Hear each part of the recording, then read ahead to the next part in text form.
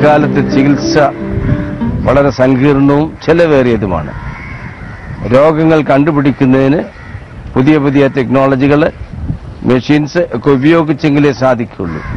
അത് അത്യാവശ്യമാണ്. അതേസമയം തന്നെ രോഗികൾക്ക് ആ സാന്നിധ്യവും വളരെ ആവശ്യമാണ്. പാലിയേറ്റീവ് രംഗത്ത് ഹൈടെക് അല്ല, ഹൈ ടച്ച് ആണ് പ്രധാനം. രോഗികളുടെ അടുത്ത് ഇരിക്കുകയും അവരെ തൊടുകയും അവർക്ക് വേണ്ടി പ്രാർത്ഥിക്കുകയും ആശ്വാസവാക്കുകൾ പറയുന്നതുമാണ് ഞങ്ങൾ ചെയ്യുന്നത്. അതിൽ കൂടെ വളരെ നിരാശരായ രോഗികൾക്ക് സന്തോഷവും പ്രത്യാശയും അവരുടെ കുടുംബങ്ങൾക്ക് ആശ്വാസവും നൽകുന്ന ഒരു പ്രവർത്തനമാണ് ഇതിൽ കൂടെ കാഴ്ചവെക്കുന്നത്.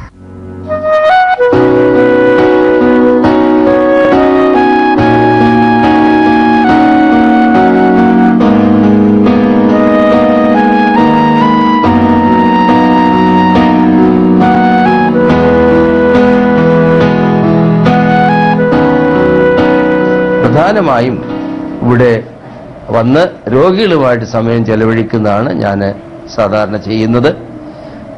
രോഗികളുടെ അടുത്തിരിക്കും. ഇതൊരു കൂട്ടുകുടുംബം പോലെയാണ്. ഡോക്ടർമാരും സിസ്റ്റേഴ്സും വോളണ്ടിയേഴ്സും ചേർന്നുള്ള ഒരു കൂട്ടുകുടുംബം. രോഗികളുടെ അടുത്ത് 1-2 പ്രാവശ്യമൊക്കെ വന്നു കഴിയുമ്പോൾ അവരുടെ കുടുംബത്തിലൊരു അംഗം പോലെയാണ് എന്നെ അവർ കരുതുന്നത്. ഒരു ദിവസം വന്നില്ലെങ്കിൽ പിറ്റേ ദിവസം എന്താണ് വരാഞ്ഞത് എന്നവർ ചോദിക്കും. കണ്ടിട്ട് പോകുമ്പോൾ പോകണ്ട എന്ന് പറയും, പ്രാർത്ഥിക്കാൻ പറയും. വിവിധ ജാതി മതസ്ഥരാണെങ്കിൽ പോലും എല്ലാവരും എന്റെ പ്രാർത്ഥനയും സാന്നിധ്യം എപ്പോഴും ആവശ്യപ്പെടും. അത് വലിയ ഒരു സന്തോഷമാണ്. അവർക്ക് സന്തോഷം നൽകുന്നത് എനിക്കും സന്തോഷം നൽകുന്ന അനുഭവമാണ്. ഈ മണിയമ്മ കഴിഞ്ഞ 1 വർഷമായിട്ട് ഇവിടെ ചികിത്സയിലിരിക്കുന്നതാണ്. ഇപ്പോൾ വന്നിട്ട് തന്നെ 1 വർഷത്തോളമായി. എപ്പോഴും അവൾ പറയും, അച്ഛൻ എന്താ വരാത്തത്, അച്ഛനെ പോകണ്ട എന്ന് പറഞ്ഞ് അടുത്തിരിക്കും. അങ്ങനെയുള്ള അനേക രോഗികളെ ശുശ്രൂഷിപ്പാൻ സാധിച്ചിട്ടുണ്ട്. എനിക്കും വലിയ ദുഃഖത്തിൽ കൂടെ കടന്നു പോകുമ്പോൾ ദുഃഖമുള്ളവരുടെ അനുഭവം മനസ്സിലാക്കാൻ സാധിക്കും. 10-11 വർഷം മുൻപ് എന്റെ മരുമകൻ, ഇളയ മകളുടെ ഭർത്താവ്, 32 വയസ്സുള്ള ആള് ക്യാൻസറായിട്ട് മരിച്ചുപോയി. ആ ദുഃഖം ഞങ്ങൾ അനുഭവിച്ചതാണ്. കഴിഞ്ഞ ഒക്ടോബർ മാസത്തില് എന്റെ സഹോദരന്റെ മകൻ ഒരു റോഡ് ആക്സിഡന്റില് 45 വയസ്സുള്ള ചെറുപ്പക്കാരൻ മരിച്ചുപോയി. അങ്ങനെയുള്ള തീവ്ര ദുഃഖങ്ങൾ അനുഭവിച്ചതുകൊണ്ട് ദുഃഖം അനുഭവിക്കുന്നവരുടെ വേദന മനസ്സിലാക്കുന്നതിനും അതുമായിട്ട് ബന്ധപ്പെടുന്നതിനും അവരോട് ചേർന്ന് ആ ദുഃഖം പങ്കിടുന്നതിനും ദൈവം നൽകുന്ന വലിയ ഒരു അവസരമായിട്ട് ഞാൻ ഇതിനെ കരുതുകയാണ്. എന്നാണെന്നു വരും എന്നു തീരും എൻ വേദനകൾ, പ്രിയരെല്ലാം കൈവിടുമ്പോൾ പ്രതികൂലമായി മാറിടുമ്പോൾ, പ്രിയരെല്ലാം കൈവിടുമ്പോൾ പ്രതികൂലമായി മാറിടുമ്പോൾ, പ്രാണപ്രിയായി ഏഴയാകും പ്രാണിയെ നീയും കൈവിടല്ലേ, പ്രാണപ്രിയ ഏഴയാകും. മാർത്തോമാ സഭയിൽ ഒരു പട്ടക്കാരനായിട്ട് വരുന്നതിന് എന്നെ സ്വാധീനിച്ച ഒരുപാട് ആളുകളുണ്ട്. പ്രത്യേകിച്ച് കാലം ചെയ്ത തോമസ് മാർ ദിനേശ് തിരുമേനി, doctor Yuhanon Marthoma, doctor Alexander Marthoma തിരുമേനി, ഡോക്ടർ ക്രിസോസ്റ്റം മാർത്തോമ തിരുമേനി, ഇവരെല്ലാവരും എന്റെ ജീവിതത്തെ ചെറുപ്പകാലത്ത് വളരെ സ്വാധീനിച്ചതാണ്. കൂടാതെ ഞാൻ പഠിക്കുന്ന കോളേജുകളിൽ, Marthoma college, Madras Christian college, ഇവിടെയൊക്കെ പഠിക്കുമ്പോൾ അവിടുത്തെ അധ്യാപകർ വളരെ സ്വാധീനിച്ചിട്ടുണ്ട്. അതുകൂടാതെ ഗാന്ധിയൻ പ്രവർത്തനങ്ങളിൽ ഏർപ്പെട്ടിരുന്ന മറ്റനേകര് ആശ്രമങ്ങളിലൊക്കെ പോയി ഞാൻ താമസിച്ചിട്ടുണ്ട്. എന്നാൽ എന്നെ സ്വാധീനിച്ച ഒരു പ്രൊഫസറുടെ കാര്യം എടുത്തു പറയാതിരിക്കാൻ നിവൃത്തിയില്ല. മദ്രാസ് ക്രിസ്ത്യൻ കോളേജിൽ പഠിക്കുമ്പോൾ അവിടുത്തെ എന്റെ പ്രൊഫസറായിരുന്ന ഡോക്ടർ GR കറാച്ച്, അദ്ദേഹം സ്റ്റുഡൻസ് അഡ്വൈസർ കൂടിയായിരുന്നു. ഞാൻ സ്റ്റുഡന്റ് ക്രിസ്ത്യൻ മൂവ്മെന്റ് സെക്രട്ടറി ആയിരുന്നു. ആ സമയത്ത് സ്റ്റുഡന്റ് ക്രിസ്ത്യൻ മൂവ്മെന്റിന്റെ സോഷ്യൽ വർക്കായ പമ്മൽ എന്ന് പറയുന്ന സ്ഥലത്ത് കുഷ്ഠരോഗികളെ ശുശ്രൂഷിക്കുന്ന ഒരു സ്ഥലമുണ്ടായിരുന്നു. അവിടെ ഞങ്ങൾ ആഴ്ചയിൽ ഒരിക്കൽ പോയി അവർക്ക് മരുന്ന് കൊടുക്കുകയും അവരുടെ വ്രണങ്ങൾ തേച്ച് കഴുകി കെട്ടുകയൊക്കെ ചെയ്യും. ഈ ഡോക്ടർ കറാച്ച് പ്രത്യേകിച്ച് വ്രണങ്ങൾ തേച്ച് കഴുകി വൃത്തിയാക്കി ഡ്രസ് ചെയ്യുന്ന കാണുന്നത് ജീവിതത്തിലെ വളരെ സ്വാധീനിച്ച സംഭവമാണ്. ഇതൊക്കെ ഞങ്ങളുടെ പ്രൊഫസർമാരിൽ കൂടെയൊക്കെ ലഭിച്ചതായിട്ടുള്ള സേവനം, ലളിതമായിട്ടുള്ള ജീവിതശൈലി, തിരുമേനിമാരിൽ ലഭിച്ചതായിട്ടുള്ള ആ വലിയ ജീവിത ഉദാഹരണങ്ങളൊക്കെ ജീവിതത്തെ വളരെയധികം സ്വാധീനിച്ചിട്ടുണ്ട്.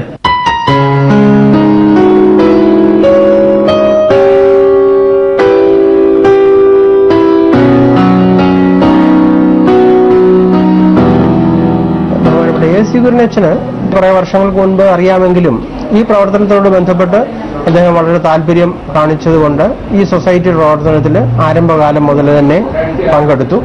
അദ്ദേഹം വളരെ സുദൃഢമായ രീതിയിൽ സൊസൈറ്റിയിൽ പ്രവർത്തിച്ചുകൊണ്ടിരിക്കുന്നുണ്ട്.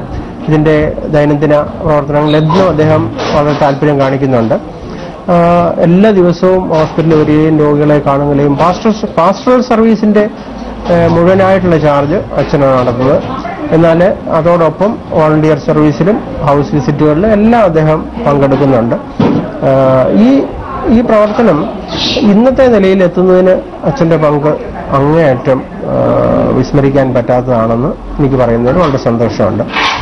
ഇപ്പോഴ് ഏതാണ്ട് 15 വോളണ്ടിയേഴ്സും ഡോക്ടർ ജെ.ജെക്ക് ഉൾപ്പെടെ ഞാനും 2 ഡോക്ടേഴ്സും സ്റ്റാഫും ചേർന്ന് വളരെ നല്ല രീതിയിൽ ഇപ്പോൾ പ്രവർത്തിക്കാനായിട്ട് ഞങ്ങൾക്ക് കഴിയുന്നുണ്ട്.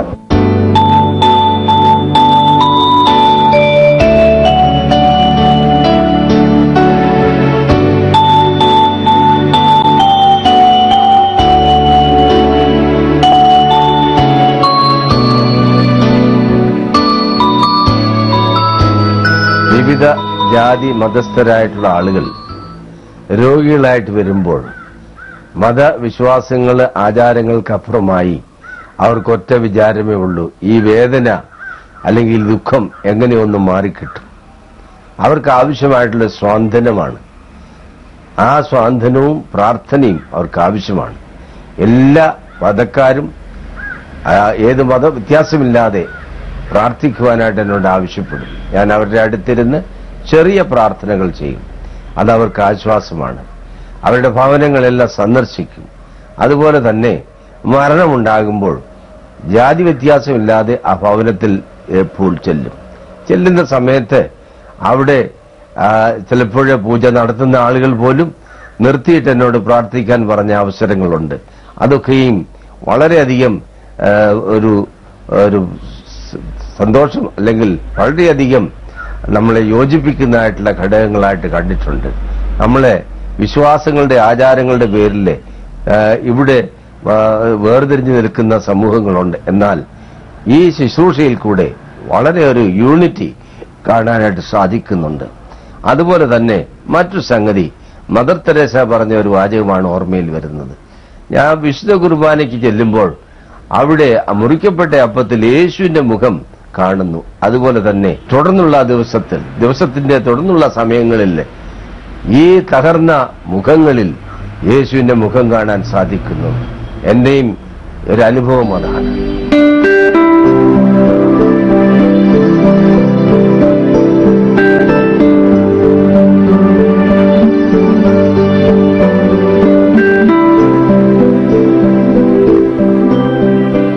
രോഗികളിൽ ഭൂരിപക്ഷവും സാധുക്കളായ ആളുകളാണ്.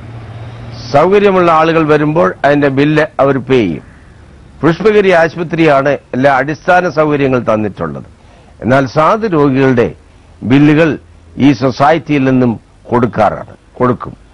ഏകദേശം പ്രതിമാസം 1.5 ലക്ഷം രൂപയോളം ഇത് ആവശ്യമുണ്ട്. ഇതെങ്ങനെ ലഭിക്കുന്നു എന്ന് ചിലപ്പോൾ ചോദിച്ചേക്കാം. ഇത് പ്രധാനമായും ലഭിക്കുന്നത് ചില ആളുകൾ അവിടെ വന്ന് കണ്ട് ഈ ബോധ്യപ്പെട്ട് സംഭാവനകൾ തരുന്നവരുണ്ട്. കൂടാതെ എന്റെ ജീവിതത്തിൽ ഞാൻ പഠിക്കുന്ന കാലം മുതൽ ഉള്ള എന്റെ സ്നേഹിതരുമായിട്ട് നിരന്തരമായിട്ടുള്ള ബന്ധം പുലർത്താറുണ്ട്. അങ്ങനെ ലോകമെങ്ങും നാനാ